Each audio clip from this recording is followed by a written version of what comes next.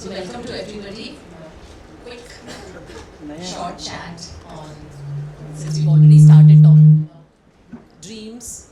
So let's start off by asking Shibu, what is your vision to make the dreams of the children that we heard speak today and so many million children come true? What is the vision? So I always, first of all, I think I should take a moment and welcome all of you to this event. Thank you very much for being here. Thank you for being part of this journey and also supporting Shiksha as well as Shiksha Samvaad. I always say this, that we are a country of contradictions. Right? We live in a country of contradictions. On one end, we produce a million engineers and probably millions of children who are not in school. We have, I just read today that we have every year 38 lakh children. That is 3.8 million children dropping out of school. Our enrollment ratio in middle school is about 85%, but by the time you reach higher education, you are talking about only 26%. So we have huge gaps to address. If you look at the government schools, you have a million schools, you have probably close to 10 million teachers, one of the largest systems in the world. Why we have reached this 85% of enrollment, if you read any report, a 5th grade student or a 10th grade student can hardly perform at the level at which a 3rd grade student is, at the 3rd grade. So it is very clear that the system needs transformation. This is a system which needs change. This is a system which needs reimagination. And there is no one-size-fits-all solution available here. We are such a diverse nation, geographically, politically, culturally, language-wise. So which means local solutions, right? And system change. When I talk about transformation, when I talk about reimagination, when I talk about systemic change, the first thing which comes to my mind is leadership. You need leaders who can actually imagine. You need leaders who can actually create transformation, who are change agents, who are willing to commit to that change.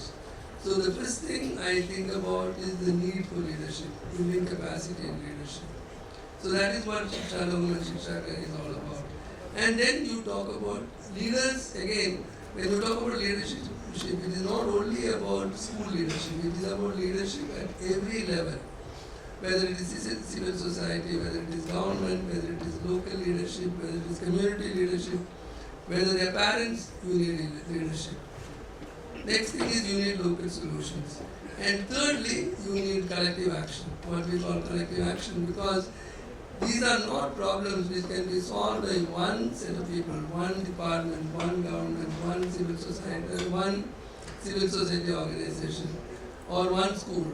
So these are all things which needs collective action. You need people to come together, you need people to work together, learn from each other, create a sense of common purpose. Now, the next level of this is to create a movement. It becomes a people's movement. Because if you want to create sustainable scale, if you want to create change across the nation, if you want to create change across a million schools, you need the society to be involved. In the morning, I met somebody here, actually sitting right here. His solution to his school, where there are hundreds of children who are studying, the children are coming from far away and they are not coming back. So his solution was at the 9th and 10th grade, he simply stayed in the school and the children stayed with him. And he told me that there are a number of children in medical school and in engineering today from that village. That is one solution, but the moment he did this, he actually told me a very interesting thing. He said that the village started providing material for food. So the people got involved, the village got involved in making sure that the children are getting educated. That is movement. Or for example, in Bihar, we have 65,000 women who pledged that they will keep girls in school until 12th grade. That is movement. So when we talk about creating change at this kind of scale and transforming the education system of a million schools, you really need involvement from all parts of society, and that is what Shiksha is all about. Very, very beautifully articulated, and I think, as behoves a great leader, not only articulated the vision but also the steps to achieving those visions. So, we've talked about collective action, we've talked about the complexity of the country, we've talked about leadership that is required. The question that occurs to me that despite understanding all this, and I think there are senior people involved, the foundation, Shibulal Foundation has been working for 25 years. What are the challenges and why is the pace of change so slow? I think number one, it's a very complex environment. We have to accept that it's a very complex environment. The scale is huge, right? The scale is literally huge. You are talking about a million schools. There is no other country in the world where this kind of scale exists. And then there are occasions when tunnel vision prevails, right? There is one single vision, one single solution, one single solution which fits everybody. That doesn't work. So scale is one very, very big challenge. The diversity is very big challenge, right? Because we are so diverse in various ways, right? We are so diverse culturally, linguistically, geographically. That is another major challenge. Alignment of purpose, I think, is another big challenge. So all of us operate in even if I look at hundreds of organizations which operates in education, it is like blind man seeing the elephant, right? We all experience that ecosystem differently. We all create our own mental models. We all create our own solutions. That is why collective action becomes important. It is not about creating one single purpose, at least creating 20 or 30 purposes to which we can align and work together, learn from each other, create the strength of 5 fingers together rather than 1 finger at a time. So that is why collective action becomes so important. So these are some of the challenges which happens in the ecosystem. Which is why I think Shiksha being a movement, because unless there is collective action at every level, I don't think change will happen, however good leaders we get, however good the desire from each one of us is. And just to, when Shibu was talking about it, I reflect on the changes that, at the grassroots level, each one of us in our own way is trying to make. And it's so difficult because it's like building brick by brick. So, we work with the farmer communities of Maharashtra and try to create employment there, because when there's migration and there's poverty, etc. So there's a Nandurbar is a tribal zone, Naxalite zone, very, very impoverished, and the tribals there the children were so malnourished that nobody knew what to do there. So the health workers worked with them the tribals to make these mahua laddus. In fact, all of you have been given the mahua laddu in the hamper that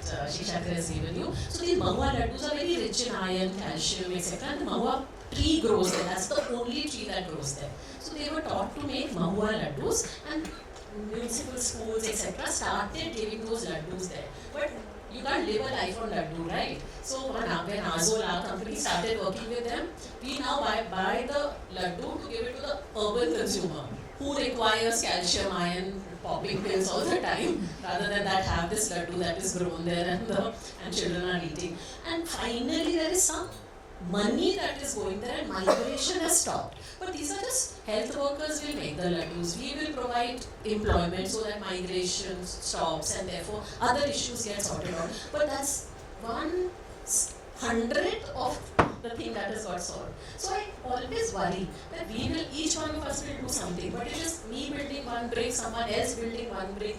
When will this entire society get together and say, it is our duty to what we were given so much, and the dreams that we were discussing at our table, what we started off with to what we have today. It's a world of difference. Why are we not realizing that each one of us has to, whether in time or in resources or in knowledge, give back? I think that value system change has to be driven. Shibu, how will that happen? Please tell us. I think, first of all, I am a very optimistic person. I really will look at this one. I think Santosh is having a heart attack because he's trying to find chairs for everybody to sit. Which is a good problem to have, right? So this is a good example of what is happening, right? So I am very optimistic, I am very hopeful. I think the culture is changing. I think the sense of responsibility is coming in. And when we look at our own experience, for example, in Punjab, the collective which we ran, or other collectives which we are running, I think there is also a sense of understanding that we need to work together, right, to create serious impact. So I think there is a shift which is happening all across us, within this room, outside this room, and also this sense of sense towards collective action. I think these are steps. These are very optimistic steps. And if you can actually, as we just talked about, if you can actually get the different actors involved, that means we can get all the actors involved in this movement, that is when the transformation thing will happen. So which means it is government, it is civil society, it is the school leadership, it is the parental leadership, it is the village. Once you can get all of them involved, then it will become a movement. And I think I'm very impressed with what they did in Bihar. There's 66,000 people, women coming forward and taking a pledge that they will keep children in school is more powerful than anything else which we can do. We can talk about girls in school until eternity. But these 66,000 women who came forward and took that pledge, even if 50% of them actually keep it to their heart, that is powerful. Right? So I think that's how you will. Absolutely. I think, as they say, collective action starts one person at a time. Whether we are taking a vow, whether we are making the change, whether we are encouraging people to make the change. You said you are an optimistic person. I think all of us need those rays of hope, Shibu. So what is the piece of advice and piece of hope and the beacon that you will show all of us? So I will start with the secret. Actually, all the work is done by my wife, who is sitting there quietly.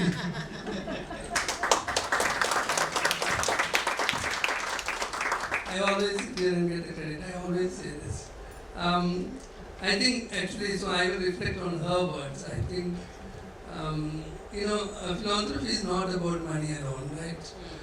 It's all about giving, and it can be about time, it can be about money, it can be about caring, it can be about thought, it can be about action. So you have a wide variety of things which you can do to give back and create hope. You don't need to be wealthy to be philanthropic. You don't need to be educated to be philanthropic. I have seen many people who are neither of those, being very kind and compassionate. And she always says that start early. There is no reason for you to wait. Giving time can be at the age of 15. It may not be at the age of 55. Right? So I think the advice is to make sure that you have this sense of responsibility with you. You don't need to be always focused on funding. There are many other ways of doing it. You should start early. I think that is important. It is always important to create passion and purpose, because that is what will drive human beings. So you need to have a purpose, you need to have a passion. It is always good to work in the area of passion than anything else. So education is your passion, this is the room you should be in. If something else is your passion, there are many other rooms where you can be. So I think it's very important to start early, it is very important to be passionate, it is very important to give back in various ways. Correct. And I think again repeating that the movement will get created through collective action, and collective action will only happen when each of us realize, as John Donne, the poet, said, no man is an island entire of itself. He is a piece of the main, a part of the whole. And any man's death diminishes me. Any man's death diminishes me, for I am involved in mankind. Therefore, never send to know for whom the bell stole. The bell stole for thee. With that, thank you so much, Shibu, and thank you so much.